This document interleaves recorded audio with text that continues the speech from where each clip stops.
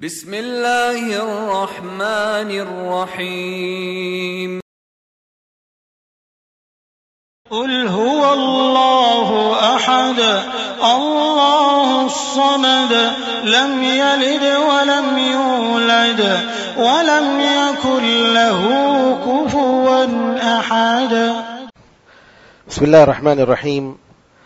الحمد لله رب العالمين والصلاة والسلام على سيد الأنبياء والمرسلين نبينا محمد وعلى آله وصحبه أجمعين ومن تبعهم بإحسان إلى يوم الدين. أما بعد، قرآن کریم اللہ تعالیٰ کی سب سے بڑی رحمت اور بندوں کے لیے سب سے بڑی ہدایت کا ذریعہ ہے. اللہ تعالیٰ نے کلام پاک کے بارے میں بتایا کہ اس کلام میں اللہ تعالیٰ نے لوگوں کے لیے ضرورت کی ساری چیزیں رکھی ہیں. یہ کتاب ہدایت ہے، اس میں شفا ہے، اس میں ہر چیز کی تفصیل اللہ تعالیٰ نے بتائی ہے. اس میں عقیدے کی باتیں ہیں، اخلاق کی باتیں ہیں، اور اسی طریقے سے اقوام ماضیہ جو پرانی قومیں گزری ہیں ان کی عبرت کی باتیں ہیں. بہت سارے مسائل ہیں.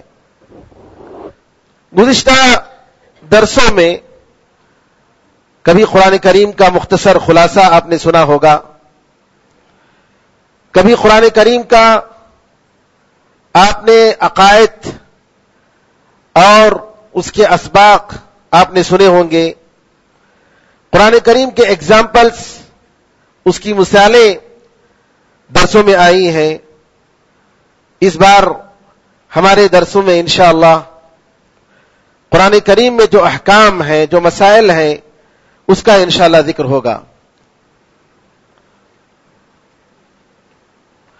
اللہ تعالیٰ سے دعا ہے کہ اللہ تعالیٰ ہمیں اور آپ کو ان مسائل اور احکام کو صحیح طریقے سے سمجھنے کی توفیق عطا فرمائے اور اس کے مطابق عمل کرنے کی توفیق عطا فرمائے. احکام کا مطلب یہ ہے، انگلش میں اس کو رولنگز کہتے ہیں.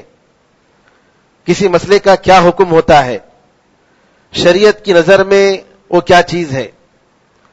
اور احکام، شریعت میں احکام کی 5 قسمیں ہیں. سب سے پہلے ایک تو یہ ہے کہ واجب، کہ جس کے کرنے پر ثواب ملتا ہے اور اس کے نہ کرنے پر سزا ملتی ہے، اس کو شریعت میں واجب کہتے ہیں.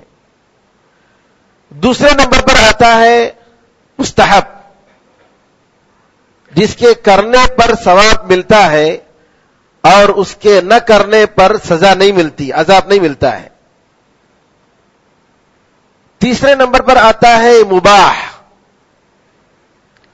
جائز. مباح کا مطلب یہ ہے کہ کریں گے تو آپ کو ثواب نہیں ملے گا اور اگر نہیں کریں گے تو آپ کو سزا نہیں ملے گی، کوئی حرج نہیں. کرنا اور نہ کرنا دونوں برابر ہیں. پہلے میں نے بتایا واجب، دوسرا مستحب، تیسرا مباح، چوتھا ہے مکروہ. مکروہ کا مطلب یہ ہے کہ چھوڑ دیں گے تو اس پر ثواب ملے گا، نہ کرنے پر ثواب ملے گا، اور اگر کریں گے تو سزا نہیں ملے گی. یہ جو مستحب ہے سیکنڈ کیٹیگری، اس کا بالکل اپوزٹ. مستحب میں کریں گے تو آپ کو ثواب ملے گا، نہیں کریں گے تو آپ کو گناہ نہیں ملے گا، سزا نہیں ملے گی. بالکل اس کے اپوزٹ ہے مکروہ، کہ آپ چھوڑ دیں گے تو اس کو ثواب ملے گا، اور اگر آپ کر رہے ہیں تو جو ہے اس پر گناہ نہیں ہے، اس پر سزا نہیں ہے. 5ویں درجے میں آتا ہے حرام، جس کا کرنا حرام ہے، جائز نہیں ہے. میں اس مسئلے میں نے سب سے پہلے ترتیب دی ہے، جیسا کہ فقہا نے اور حدیث کی کتابوں میں طہارت سے انہوں نے شروع کیا ہے. اسی طریقے سے قرآن کریم کی آیتوں میں انہی موضوعات کے حساب سے میں اپنے درس میں چلوں گا انشاءاللہ، کہ طہارت، پھر اس کے بعد نماز، زکوٰۃ، روزہ، حج، اس کے بعد معاملات، نکاح اور طلاق، خرید و فروخت، یہ سارے مسائل تو فقہی ترتیب جو علماء نے دی ہے اسی ترتیب کے حساب سے انشاءاللہ ہم چلیں گے. لیکن ایک مسئلہ اس میں یہ ہے کہ اس مرتبہ رمضان کے شروع میں، رمضان کے تعلق سے ہمارے تمل ناڈو میں جو ایک مسئلہ پیدا ہوا کہ کچھ لوگوں نے چاند فلائٹ میں دیکھا، 3 لوگوں نے فلائٹ میں دیکھا، اور لیکن ان کی شہادت کو قبول نہیں کیا گیا. شریعت کی نظر سے اس کا کیا حکم ہے یہ معلوم ہونا ضروری ہے، تاکہ کچھ لوگ غلط فہمی میں مبتلا ہیں اور اس کی وجہ سے امت میں اختلاف ہوتا ہے. سب سے پہلی بات یہ ہے کہ بعض علماء نے، شیخ ابن عثیمین رحمۃ اللہ علیہ نے کہا ہے کہ اگر چاند کو کوئی فلائٹ میں دیکھتا ہے یا سیٹلائٹ میں جا کر دیکھتا ہے تو اس کا اعتبار نہیں ہوگا. حالانکہ کوئی بات ایسی نہیں ہے، کیونکہ زمین میں دیکھنا کوئی شرط نہیں ہے. اگر کوئی شخص پہاڑ کے اوپر اونچائی سے دیکھ رہا ہے تو بھی کوئی حرج نہیں، اور اگر کوئی 100 فلور بن کر، بڑی بلڈنگ بن کر، بڑی اونچی بلڈنگ، بڑی عمارت اور اوپر سے دیکھ رہا ہے، جیسا کہ برج دبئی ہے جی، یا ہے کہ جدہ میں جیسا کہ بلڈنگ بڑی آنے والی ہے، جیسا کہتے ہیں کہ جو ہے انٹرنیشنل لیول پر سب سے اونچی بلڈنگ ہوگی، تو اگر کوئی ایسی عمارت میں دیکھ کر بھی اگر چڑھ کر دیکھ رہا ہے اور اگر چاند نظر آیا تو کوئی حرج نہیں ہے، اس کا اعتبار ہونا چاہیے شریعت کے حساب سے. کیونکہ علماء یہ کہتے ہیں زمین اور زمین کے اوپر کا جو حصہ ہے وہ سب جو ہے زمین والا جو ہے اسی کے انڈر میں آئے گا. اگر کوئی شخص تمل ناڈو کے حدود میں، تمل ناڈو کی فضا میں اگر کسی نے چاند کو دیکھا ہے تو اس کے بعد اعتبار ہونا چاہیے. اس کا مطلب یہ ہوا کہ شیخ ابن عثیمین رحمۃ اللہ علیہ نے جو فرمایا ہے کہ چاند میں دیکھنے کا اعتبار نہیں ہوگا تو اس پر قابل غور ہے اور اس پر عمل کرنا مشکل ہے، نمبر 1. لیکن دوسری بات یہ ہے کہ اگر کچھ لوگ چاند دیکھتے ہیں اور جو ذمہ داران ہیں وہ لوگ ان کی شہادت کو قبول نہیں کرتے ہیں، اس میں کیا حکم ہے؟ بہت سارے علماء کا یہ خیال ہے کہ وہ لوگ اپنے طور سے روزہ رکھ سکتے ہیں، ان کو رکھنا چاہیے کیونکہ انہوں نے چاند دیکھا ہے اپنے طور پر. لیکن امام شافعی رحمۃ اللہ علیہ اور دوسرے لوگوں نے، بلکہ سارے لوگوں نے یہ کہا ہے کہ یہ جائز نہیں کہ ان کی شہادت اگر رد کر دی جا رہی ہے تو الگ جماعت مسلمانوں سے کٹ کر جو ہے اس کا پروپیگنڈا کرے اور لوگوں میں اس کے لیے ایک فتنے کا سبب بن جائے. اسلام میں اس کے لیے گنجائش نہیں ہے. چاہے تو وہ عمل کر سکتے ہیں، اس میں کوئی حرج نہیں، لیکن دوسروں میں جو ہے اس کی وجہ سے ایک جماعت بنانا اور عام مسلمانوں کے خلاف ماحول بنانا شریعت نے اس کو جائز نہیں قرار دیا ہے. لیکن شیخ الاسلام ابن تیمیہ رحمۃ اللہ علیہ نے فرمایا کہ یہ آدمی جس کی شہادت قبول نہیں ہوئی، جس کے فیصلے کو، جس کی رویت کا اعتبار نہیں کیا گیا، اس کو چاہیے کہ وہ بھی جماعت کے ساتھ دے اور جماعت نے جو فیصلہ کیا ہے اس فیصلے کو لے، اس میں اختلاف نہ کرے. شیخ الاسلام تیمیہ رحمۃ اللہ علیہ کا یہ خیال ہے، اور یہی جو ہے زیادہ تر سلف صالحین کے آثار سے اسی کا پتہ چلتا ہے. عائشہ رضی اللہ تعالیٰ عنہا ایک مرتبہ حج میں تھی اور وہ دن عام لوگ سمجھ رہے تھے کہ 9ویں ذی الحجہ ہے جس میں روزہ رکھا جاتا ہے جی، اور ان کی نظر میں 8ویں ذی الحجہ میں تھے. امام عائشہ رضی اللہ تعالیٰ سمجھ رہے تھے کہ ذی الحجہ کی 8 تاریخ ہے، اور دوسرے لوگوں کی نظر میں بعض لوگ سمجھ رہے تھے کہ یہ شک کا دن ہے، 9 ذی الحجہ ہے. اتفاق سے انہوں نے حج نہیں کیا تھا. گئے تو کہا کہ آج جو مہمان آئے ہیں مسروق بن الاجدع اور دوسرے لوگ، ان کے لیے ناشتہ پیش کیا. جب ناشتہ پیش کیا تو انہوں نے کہا کہ کیا آپ روزے سے نہیں ہیں؟ کہا کہ روزہ اس وقت رکھیں گے جب ہمارے جو ذمہ دار ہیں وہ روزہ رکھیں گے، جب سارے لوگ روزہ رکھیں گے. جب سارے لوگوں نے روزہ نہیں رکھا اور ذمہ داروں نے اس کا فیصلہ نہیں کیا کہ آج 9 ذی الحجہ کی تاریخ ہے، عرفہ کے دن کی تاریخ ہے، ہم کیسے رکھیں گے؟ تو عائشہ رضی اللہ تعالیٰ عنہا نے بھی یہی کہا کہ لوگوں کے ساتھ روزہ رکھنا چاہیے اور لوگوں کے ساتھ روزہ چھوڑنا چاہیے. ایک روایت ہے ابو قلابہ عبداللہ بن زید الجرمی کی کہ 2 آدمی جنہوں نے رمضان کا چاند دیکھا تھا اور سفر میں تھے، رمضان ختم ہونے کا یعنی عید کا چاند دیکھا تھا، سفر میں تھے، سفر میں آتے ہوئے انہوں نے دیکھا اور مدینہ پہنچے، چاشت کے وقت میں پہنچے، تقریباً صبح کے 10 بجے پہنچ کر عمر رضی اللہ تعالیٰ عنہ کو انہوں نے خبر دی کہ ہم لوگوں نے چاند کو دیکھا. عمر رضی اللہ تعالیٰ عنہ نے پوچھا کیا تم نے روزہ رکھا؟ تو ایک نے کہا کہ ہاں میں نے روزہ رکھا. کہا کیوں روزہ رکھا؟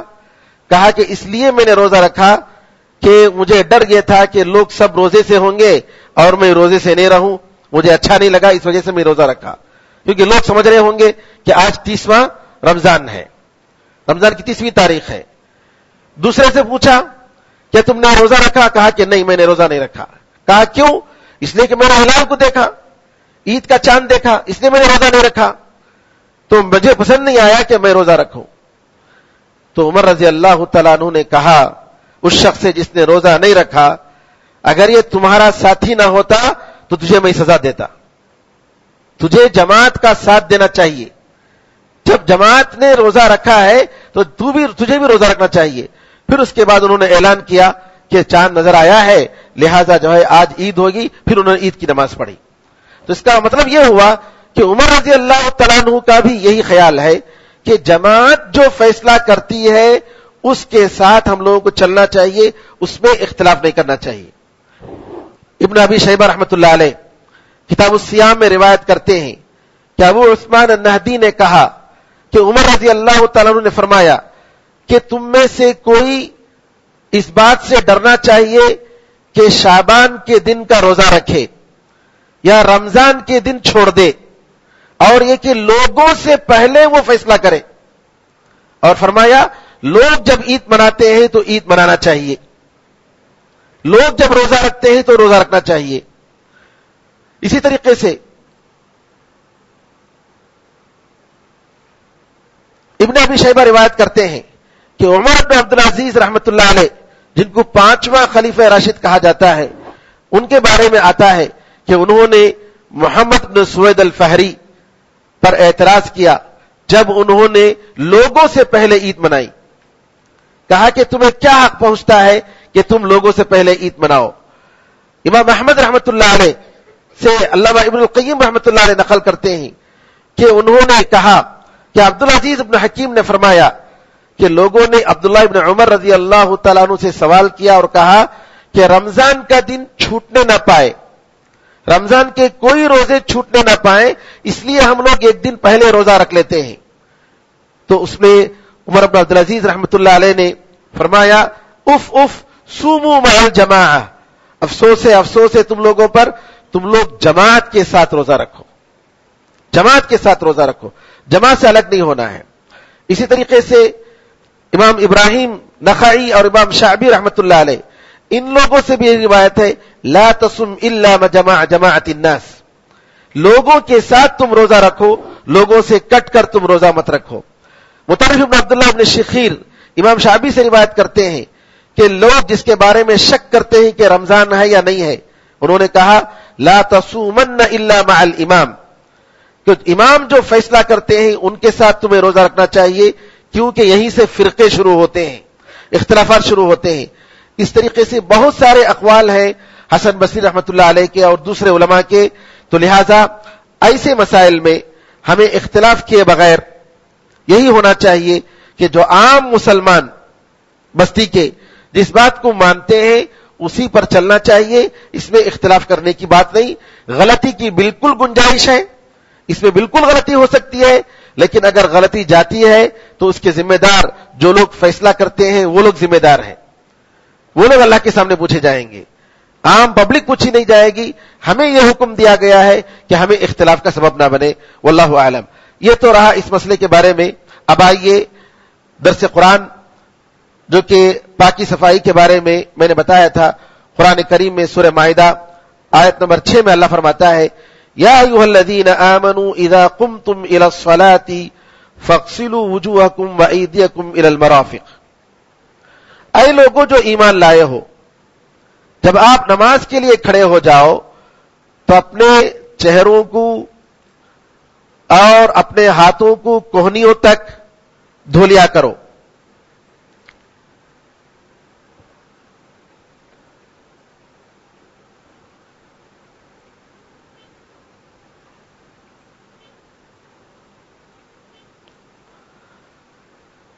وامسحوا بوجوہکم وامسحوا برؤوسکم، اور اپنے سر کا مسح کر لیا کرو۔ وارجلکم الی الکعبین، اور اپنے پیر کو کوہنیوں تک دھو لیا کرو۔ وان کنتم جنبا، اگر تم جنابت کی حالت میں رہو، بڑی ناپاکی ہو، فطہروا، تو غسل کر لیا کرو۔ وان کنتم مرضی، اگر تم بیمار ہو، او علی سفر، یا سفر کی حالت میں ہو، او جاء احد منکم من الغائط، یا تم میں سے کوئی استنجا سے آئے، پیشاب پیخانہ کر کے آئے، او لامستم النساء، یا تم نے عورتوں سے تعلق رکھا ہو، فلم تجدوا ماء، اور پانی نہ ملے، فتیمموا صعیدا طیبا، تو پاک مٹی سے تیمم کر لیا کرو۔ فامسحوا بوجوہکم وایدیکم منہ، تو اپنے ہاتھوں کو اور اپنے چہروں کو اس سے پوچھ لیا کرو۔ ما یرید اللہ لیجعل علیکم من حرج، اللہ تعالیٰ تم پر تنگی اور تمہیں تکلیف میں ڈالنا نہیں چاہتا ہے، ولیکن یرید لیطہرکم، لیکن وہ چاہتا ہے کہ تمہیں پاک کرے، ولیتم نعمتہ علیکم لعلکم تشکرون، اور تاکہ اپنی نعمت کو تم پر پورا کرے تاکہ تم شکریہ ادا کرو۔ یہ ہے قرآن کریم کی ایک آیت جس میں اللہ تعالیٰ نے وضو، غسل، تیمم، سارے مسائل ایک آیت میں اللہ نے ذکر فرمائے۔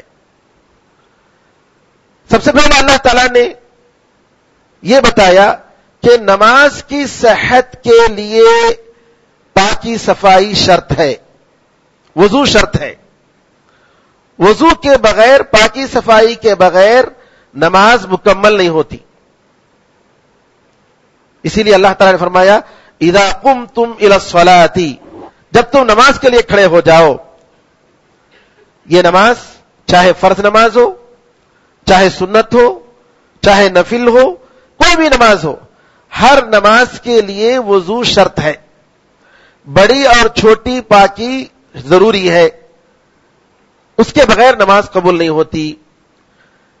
اور اس آیت سے یہ بھی معلوم ہوا نیت ضروری ہے، کیونکہ اللہ نے فرمایا کہ جب تم نماز کے لیے کھڑے ہو، مطلب یہ ہوا کہ اگر نماز کا ارادہ نہیں ہے تو اس وقت تمہیں وضو شرط نہیں ہے، حالانکہ وضو کی حالت میں رہنا بڑا ثواب کا کام ہے۔ حدیث میں آتا ہے نبی کریم صلی اللہ علیہ وسلم نے فرمایا وَلَا يُحَافِظُ عَلَى الْوُضُوءِ إِلَّا مُؤْمِنٌ، کہ مؤمن ہی وضو کی پابندی کر سکتا ہے، نہیں فل ٹائم وضو میں رہتا ہے، سونے سے پہلے وضو کر کے سوتا ہے، اور جب وضو اس کی ٹوٹ جاتی ہے تو فوراً وضو کرتا ہے، تو یہ مومن کی علامت ہے۔ لیکن نماز کے لیے جب آپ وضو کرنا چاہتے ہیں تو نیت آپ کی وضو کی نیت ہونی چاہیے۔ اس کا مطلب یہ ہوا کہ اگر کوئی شخص تالاب میں جا کر ڈوب گیا یا بارش میں پوری طریقے سے بھیگ گیا، کیا اس کا وضو ہوگا؟ نہیں ہوگا، کیونکہ جو ہے اس نے اس کے لیے نیت نہیں کی۔ تالاب میں جانے سے پہلے اس نے نیت نہیں کی کہ میں پاکی صفائی کے لیے جا رہا ہوں، میں وضو کی نیت سے جا رہا ہوں۔ تو نیت شرط ہے، اور نیت کا مطلب دل سے ارادہ کرنا ہے، زبان سے کہنا کہ جو ہے میں وضو کے لیے میں یہ سب کچھ کر رہا ہوں یا اپنے چہرے کو دھو رہا ہوں، نہیں، نہ نماز میں زبان سے نیت ہے، نہ وضو کے لیے زبان سے نیت ہے، جیسا کہ بعض لوگ نماز کے لیے نیت زبان سے باندھتے ہیں۔ اسی طریقے سے بعض لوگ جنابت کا جو غسل کرتے ہیں تو اس میں بھی کیا کرتے ہیں، حمام میں بیٹھ کر پتہ نہیں کیا کیا پڑھتے رہتے ہیں، بہت کچھ پڑھتے رہتے ہیں، اور جانے سے پہلے زبان سے نیت بھی کرتے ہیں. حالانکہ غسل کی جگہ جہاں آدمی پیشاب بھی کرتا ہے، استنجا بھی کر لیتا ہے، ایسی جگہ پر اللہ تعالیٰ کا ذکر کرنا یا خاص صورتیں وغیرہ پڑھنا، اس کا نبی کریم صلی اللہ علیہ وسلم سے کوئی ذکر نہیں ہے. جی آپ جانے سے پہلے، حمام کو جانے سے پہلے بسم اللہ پڑھ لیں اور نیت کر لیں کہ میں غسل کی نیت سے میں جا رہا ہوں. اور بعض خاص طور پر آج کل کچھ حمام ایسے ہوتے ہیں کہ ٹوائلٹ بھی ہوتے ہیں اور انسان اپنے ٹوائلٹ سے فارغ ہونے کے بعد وضو کرتا ہے. تو ایسی صورت میں جیسا کہ شیخ بن باز رحمۃ اللہ علیہ نے فرمایا کہ آدمی کو پہلے ہی سے نیت کر لینی چاہیے کہ میں وضو استنجا وغیرہ کے بعد وضو کروں گا، اور ارادہ کرنے کے ساتھ بسم اللہ کہہ کر اس کے بعد حمام میں داخل ہو، دعا کرتے ہوئے اللہم انی اعوذ بک من الخبث والخبائث. تو ذکر و اذکار جو بھی کرنا ہے وہ حمام میں جانے سے پہلے کرنا ہے. حمام میں بیٹھ کر ذکر و اذکار کرنا، اور جو ہے کچھ لوگ غسل جنابت کرتے ہوئے جی پانی میں کچھ خاص دعائیں پڑھ کر پھونکتے ہیں، پھر دائیں ہاتھ پر ڈالتے ہیں، کندھے پر ڈالتے ہیں، پھر بائیں کندھے پر ڈالتے ہیں. ان تمام چیزوں کا نبی کریم صلی اللہ علیہ وسلم کی سنت سے ذکر نہیں ہے. تو میں نے کہا کہ نیت دل سے ہوتی ہے، زبان سے نہیں. اور اس آیت سے معلوم ہوا کہ ان اعضاء کا دھونا فرض ہے. فرض کا مطلب فرض اور واجب دونوں ایک ہے. یعنی جن اعضاء کا اللہ تعالیٰ نے ذکر فرمایا قرآن میں، ان اعضاء کا دھونا فرض ہے. تو سب سے پہلے چہرے کا ذکر فرمایا، اور چہرے کا مطلب ہوا کہ جو ہے جی پیشانی کے بال جہاں سے شروع ہوتے ہیں یہاں سے اس کی ابتدا، اور کہاں تک؟ جی ٹڈی اور داڑھی تک، اوپر سے نچلا حصہ، اور دائیں اور بائیں میں دو کان، جی دو کان کے درمیان کا جو حصہ ہے، اور پیشانی سے لے کر داڑھی تک کا جو حصہ ہے، ٹڈی تک کا جو حصہ ہے، اس کو چہرہ کہتے ہیں. اور اس چیز کا دھونا وضو میں شرط ہے، ضروری ہے، اس کے بغیر وضو نہیں ہوتی. تھوڑا سا بعض لوگ ایسے ہی دھو لیتے ہیں. نبی کریم صلی اللہ علیہ وسلم داڑھی کا خلال کرتے تھے. خلال کا مطلب یہ ہے کہ داڑھی کے اندر کے حصے میں پانی باقاعدہ داخل ہو، اس کا اہتمام کرتے تھے. اور اسی طریقے سے ہاتھوں میں اور پیروں کو دھوتے ہوئے انگلیوں میں باقاعدہ جو ہے نبی کریم صلی اللہ علیہ وسلم چھوٹی انگلی ڈال کر خلال کرتے تھے اپنے پیروں میں، پیروں کی انگلیوں میں. کہیں ایسا نہ ہو کہ پیروں کی انگلیوں میں پانی نہ گیا ہو. ان ساری چیزوں کا اعتبار ہوتا ہے اور ہونا چاہیے. ایک مرتبہ نبی کریم صلی اللہ علیہ وسلم نے دیکھا غزوہ خندق کے موقع پر جی لوگ بنی قریظہ کے لیے جا رہے تھے اور عصر کی نماز کا وقت ہو گیا تھا اور جلدی وضو کر رہے تھے. نبی کریم صلی اللہ علیہ وسلم نے دیکھا اور کہا ویل للاعقاب من النار، ویل للاعقاب من النار. جو لوگ ایڑیوں میں وضو کے وقت پانی صحیح طریقے سے نہیں ڈالتے ہیں، پاؤں کے ایڑیوں میں، ان کے لیے دوزخ کا عذاب ہے، ان کے لیے بربادی ہے. ویل یہ کنواں ہے دوزخ میں جس سے دوزخ خود پناہ مانگتا ہے. سبحان اللہ. نبی کریم صلی اللہ علیہ وسلم نے فرمایا. تو لہذا وضو کرتے ہوئے ان ساری چیزوں کا لحاظ کرنا ضروری ہے کہ کوئی ایسی چیز نہ رہ جائے جس کا دھونا فرض ہے اور ہم نے نہ دھویا ہو. اسی طریقے سے ہاتھ، نبی کریم صلی اللہ علیہ وسلم نے سنت میں تفصیل سے بتایا کہ وضو کا طریقہ کیا ہے. سب سے پہلے بسم اللہ کہیں، پھر اس کے بعد دونوں ہاتھوں کو جی یہ سنت ہے کہ دونوں ہاتھوں کو دھونا، ہتھیلیوں کو دھونا بسم اللہ کہنے کے بعد، پھر کلی کرنا اور ناک میں پانی ڈالنا. یہ سب سنتوں میں آتا ہے، مستحبات میں آتا ہے جی. پھر اس کے بعد چہرے کو دھونا. تو چہرے کا ذکر قرآن میں فرمایا، ان ساری چیزوں کا ذکر نہیں ہے لیکن حدیث میں ہے جی. قرآن اور حدیث یہ دونوں مل کر شریعت بنتی ہے، لیکن ہم چونکہ درس قرآن کا یہ سلسلہ ہے تو مختصر طور پر ہم اس کو ذکر کر رہے ہیں، ورنہ نبی کریم صلی اللہ علیہ وسلم کی جو تفصیلات ہیں، جو حدیث میں جو سنتیں آئی ہیں، وہ بڑی لمبی تفصیلات ہیں اور اسی کے مطابق تو ہونا ہی چاہیے. لیکن اس کا مطلب یہ ہوا کہ اگر کوئی شخص ہاتھ اس کا صحیح طریقے سے نہیں دھو پایا، کہیں حصہ رہ گیا، سوکھا رہ گیا، پیر میں کوئی حصہ نہیں رہ پایا، تو اس کا وضو ہی نہیں ہوا، اور اس کی نماز، جب وضو نہیں ہے تو نماز بھی بیکار ہو گئی. تو لہذا اللہ تعالیٰ نے ہاتھ کے بارے میں کوہنی تک کا ذکر فرمایا، تو کوہنی بھی داخل ہے، کوہنی تک بھیگنا چاہیے جی. اور اس کے بعد مسح کا ذکر آیا کہ اللہ تعالیٰ نے فرمایا کہ ہاتھ دھونے کے بعد، چہرہ دھونے کے بعد، ہاتھ دھونے کے بعد مسح کرو، سر کا مسح کرو، اور نبی کریم صلی اللہ علیہ وسلم نے مسح کا طریقہ بتایا. اور علماء نے کہا کہ وَامْسَحُوا بِرُؤُوسِكُمْ، قرآن میں اللہ تعالیٰ فرماتا ہے کہ اپنے سروں کا مسح کرو، تو پورے سر کا مسح ہونا چاہیے. بعض لوگ کیا کرتے ہیں کہ پانی بھگا کر جو ہے تھوڑا سا، اصل میں امام شافعی رحمۃ اللہ علیہ کا ایک قول ہے کہ جو ہے اگر کوئی شخص سر کا پاؤ حصہ اگر مسح کر لیتا ہے تو کافی ہے. نبی کریم صلی اللہ علیہ وسلم نے سنت میں کہا ہے اور طریقہ بتایا ہے، اس طریقے کو اپنانا چاہیے.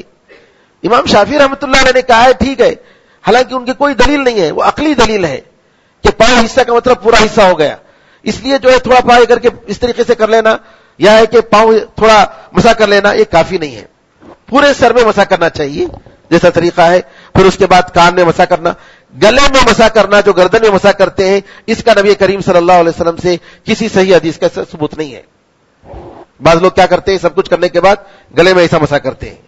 گلے میں گردن میں مسح کرنے کا نبی کریم صلی اللہ علیہ وسلم سے کوئی ثبوت نہیں ہے، لہذا نہیں کرنا چاہیے. گردن میں مسح کرنا یہ بدعت ہے. اور اس آیت سے معلوم ہوا کہ ترتیب ہونی چاہیے. وضو میں جو ترتیب شریعت نے بتائی ہے اسی ترتیب سے وضو کرنا چاہیے. اور خود نبی کریم صلی اللہ علیہ وسلم نے صفا مروہ میں سعی کرتے ہوئے فرمایا کہ سب سے پہلے اللہ نے جس جگہ کا ذکر فرمایا اس جگہ سے میں شروع کرتا ہوں. ابدأ بما بدأ اللہ بہ. تو صفا کی پہاڑی سے رسول اللہ صلی اللہ علیہ وسلم نے سعی شروع کی، پھر مروہ کی سعی شروع کی. تو علماء نے کہا کہ قرآن میں جس ترتیب کے ساتھ آیا ہے اسی ترتیب کے ساتھ وضو بھی ہونی چاہیے. اور اس آیت سے علماء نے یہ بھی بتایا کہ وضو میں کنٹینیویشن ضروری ہے، فرض ہے.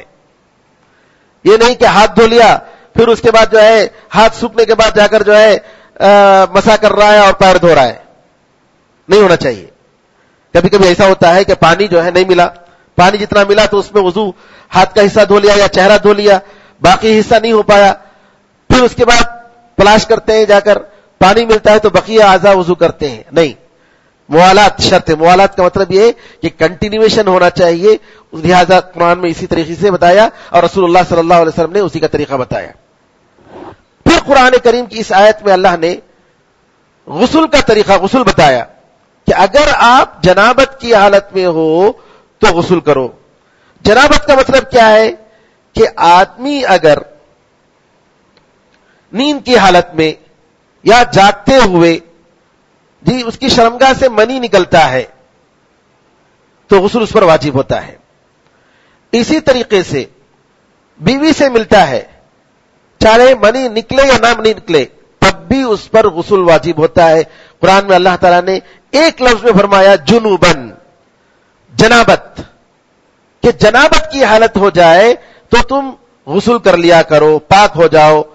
تو اس میں پورا بدن کا ذکر ہوا ہے اور رسول اللہ صلی اللہ علیہ وسلم نے اس کا طریقہ بتایا کہ غسل جنابت کا طریقہ حدیث میں آتا ہے کہ سب سے پہلے آپ نے اپنی شرمگاہ کو دھویا اور اپنی شرمگاہ کو دھونے کے بعد پھر آپ نے وضو کی اور وضو کرنے کے بعد آپ نے پورے بدن پر پانی ڈالا، پورے بدن پر.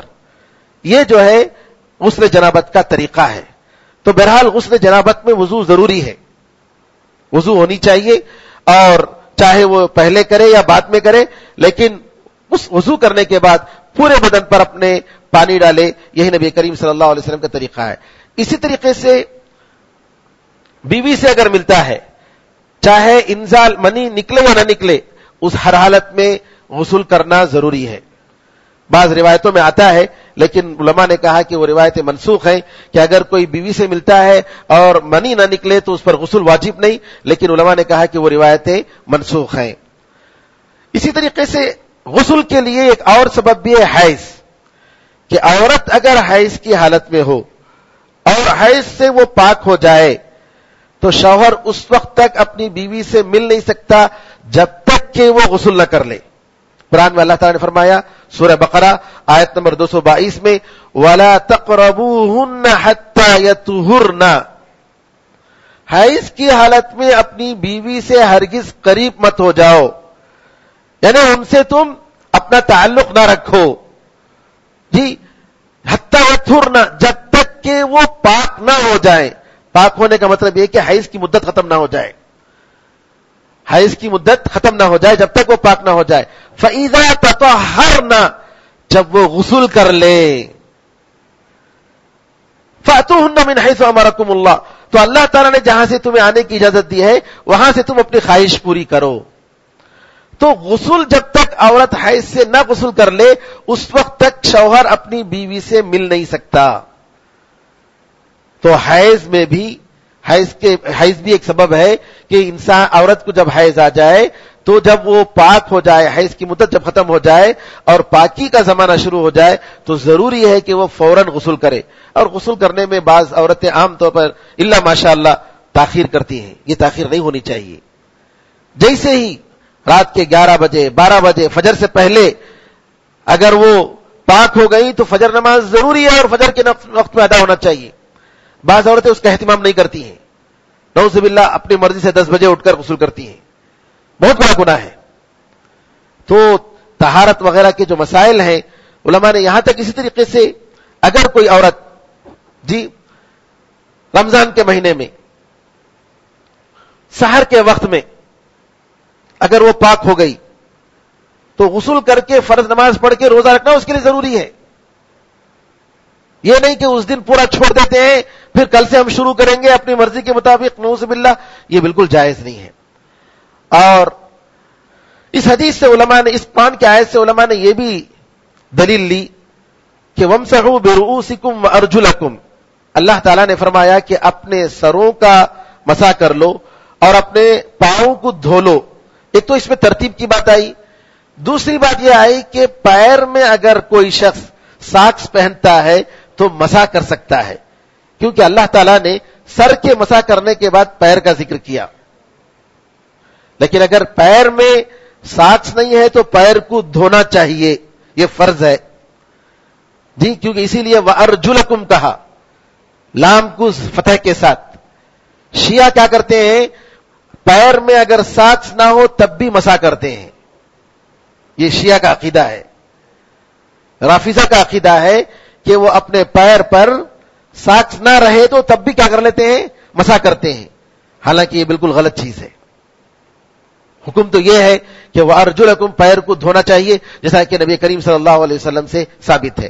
یہاں تک وضو اور غسل کی بات آئی. اب آئیے تیمم.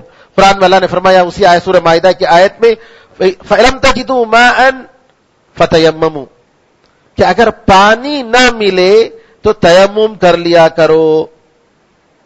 پانی نہ ملے، دو چیزیں اللہ نے بتائی. ایک تو سفر کی حالت میں، عام طور پر سفر کی حالت میں پانی کا مسئلہ ہوتا ہے. آج بھی فلائٹ میں جا رہا ہے انسان، ٹرین میں جا رہا ہے، کبھی پانی نہ ہو، پانی ملنا مشکل ہو جائے تو تیمم کر سکتا ہے. لیکن تلاش کرنا چاہیے. فَلَمْ تَجِدُوا مَاءً، پانی نہ ملے. کب نہ ملے؟ جب تلاش کرنے کے باوجود نہ ملے. ویسے بعض علماء نے جو ہے باقاعدہ کہا ہے کہ اس کو 2-3 میل جانا چاہیے، ادھر تلاش کرنا چاہیے، ادھر تلاش کرنا چاہیے، لیکن مشقت نہیں ہو، لیکن تلاش تو کرے ضرور کہ کہیں پانی کا وجود ہے. اور اس طریقے سے بیمار ہے. بیمار کا مطلب یہ ہوا کہ پانی استعمال کرنے سے اس کی بیماری بڑھ سکتی ہے، اس کو نقصان ہو سکتا ہے. تو ایسی صورت میں بھی تیمم کرنے کی اجازت ہے. اور تیمم زمین پر تیمم کرے. مٹی ہے، اگر مٹی ضروری نہیں ہے کہ ایسی مٹی ہو جو بالکل صاف ستھری ہو، اگر ویسی بھی نہیں ہے تو مٹی زمین پر اگر جیسے بھی ہے، چاہے دھول ہے اس پر بھی کر رہا ہے تو کوئی حرج نہیں. حتیٰ کہ علماء نے کہا کہ اگر فلائٹ میں ہے اور وہاں زمین تو نہیں ہے تو ایسے موقع پر جو فرش ہے اس فرش میں اگر وہ ہاتھ مار کر جو ہے پوچھ کر، آپ نے ہاتھ پوچھنے کے بعد چہرے کو پوچھ لیتا ہے تو وہ بھی کافی ہے. تو بہرحال تیمم ایک سبب ہے کہ اس کی وجہ سے اللہ تعالیٰ کے نظر میں ہم پاک ہو جاتے ہیں، لیکن اس کے لیے نیت ہونا ضروری ہے. اور تیمم کا طریقہ جو ہے، مٹی ہے تو مٹی میں ہاتھ مار کر اور ہاتھ کو پھونک کر، کہ ہو سکتا ہے اس میں دھول مٹی ہو، پھر پوچھ کر، پھر اس کے بعد چہرے پر پوچھ لے. ایک مار کافی ہے. بعض علماء نے کہا کہ 2 بار 2 بار مارنی چاہیے، ہاتھ کے لیے 1 بار اور چہرے کے لیے 1 بار. لیکن علماء کا راجح قول یہ ہے 1 بار مارے کافی ہے. 1 بار مارے جی مٹی پر، اور اس کے بعد جو ہے پھونکے اور ہاتھ کو پوچھنے کے بعد اس کے بعد چہرے پر پہنچ لے. یہی اس کا سحر کا طریقہ ہے.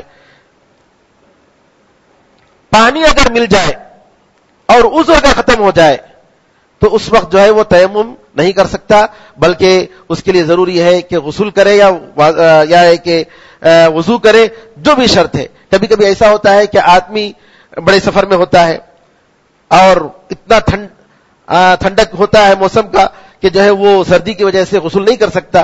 اگر وہ اپنے آپ پر ڈر رہا ہے تو ایسے موقع پر وہ تیمم کر سکتا ہے. تیمم صرف وضو کے لیے نہیں بلکہ غسل کے لیے بھی ہے. غسل کے لیے بھی ہے کہ آدمی اگر ٹھنڈے پانی کا استعمال کرنے سے اپنی جان پر اگر خطرہ محسوس کر رہا ہے تو ایسے موقع پر وہ تیمم کر کے جو ہے اپنی نماز ادا کر سکتا ہے، بشرطے کہ وہ اپنی جان کا خطرہ ہو، معمولی چیزوں کے لیے نہیں. ان احکام سے ہمیں معلوم ہوا کہ جو ہے اللہ تعالیٰ نے جو کچھ بھی بنایا ہے، جیسا کہ قرآن کے آخر میں اس آیت کے آخر میں فرماتا ہے ما یرید اللہ لیجعل علیکم من حرج. اللہ تعالیٰ آپ کو پریشانی میں تکلیف میں ڈالنا نہیں چاہتا. سبب دیکھیے، رمضان کا روزے کا ذکر کرتے ہوئے بھی اللہ تعالیٰ نے فرمایا کہ اللہ تعالیٰ آپ کو پریشانی میں نہیں ڈالنا چاہتا، یہ آپ کی آسانی کے لیے ہے. تو شریعت کے جو بھی حکم ہے آپ دیکھیں گے کہ وہ اسباب کے ساتھ ہے. اسباب کے ساتھ آپ اگر کھڑ کر نماز پڑھ سکتے ہیں تو کھڑ کے نماز پڑھیں، آپ کو عذر ہے تو بیٹھ کر نماز پڑھیں، آپ کو اور عذر ہے تو لیٹ کر نماز پڑھیں. تو شریعت کی یہ حکمت ہے، اللہ تعالیٰ کی طرف سے یہ آسانی ہے. اللہ تعالیٰ سے دعا ہے کہ اللہ تعالیٰ ہمیں اور آپ کو شریعت کے مسائل اور اس کی خوبیوں کو جاننے کی توفیق عطا فرمائے. ان احکام اور مسائل سے سب سے پہلا یہ فائدہ ہوگا کہ ہمیں شریعت پر عمل کرنے کا طریقہ آئے گا. یہ مسائل کی اہمیت ہمیں معلوم ہوگی. دوسرا فائدہ دوسرا فائدہ اس کا ہمیں یہ ہوگا کہ اس کی حکمتیں ہمیں معلوم ہوگی کہ اللہ تعالیٰ کی شریعت کتنی بہترین شریعت ہے، کتنی اچھی شریعت اللہ تعالیٰ نے ہمیں دیا ہے، کتنا اچھا قانون ہمیں اللہ تعالیٰ نے دیا ہے. لوگ کیسی کیسی تکلیفیں اٹھاتے ہیں، لیکن اللہ کے فضل و کرم سے اللہ تعالیٰ نے ہمیں بڑی ہی وسعت کی اور آسانی کی شریعت اللہ تعالیٰ نے ہمیں عطا فرمائی ہے. اللہ تعالیٰ سے دعا ہے کہ اللہ تعالیٰ ہمیں اور آپ کو شریعت اسلامیہ کو سمجھنے اور اس کے تفصیلات کو جاننے اور اس کے تقاضوں کے مطابق عمل کرنے کی توفیق عطا فرمائے. ان مبارک راتوں میں زیادہ سے زیادہ اللہ تعالیٰ کی عبادت کرنے کی توفیق عطا فرمائے. قرآن کریم کی تلاوت، قرآن کریم غور و تدبر کی توفیق عطا فرمائے، دعاؤں کی توفیق عطا فرمائے اور ہمارے روزوں کی حفاظت کرنے کی توفیق عطا فرمائے. اور اللہ تعالیٰ ان مبارک دنوں میں، مبارک راتوں میں امت مسلمہ کی مدد فرمائے. امت مسلمہ پر جو پریشانیاں آئی ہیں ان پریشانیوں کو دور فرمائے. اسلام کی، توحید کی، سنت کی مدد فرمائے. آمین ارحم الراحمین والحمد للہ رب العالمین وصلی اللہ وسلم علی نبینا محمد وعلی آلہ وصحبہ اجمعین. والسلام علیکم ورحمۃ اللہ وبرکاتہ.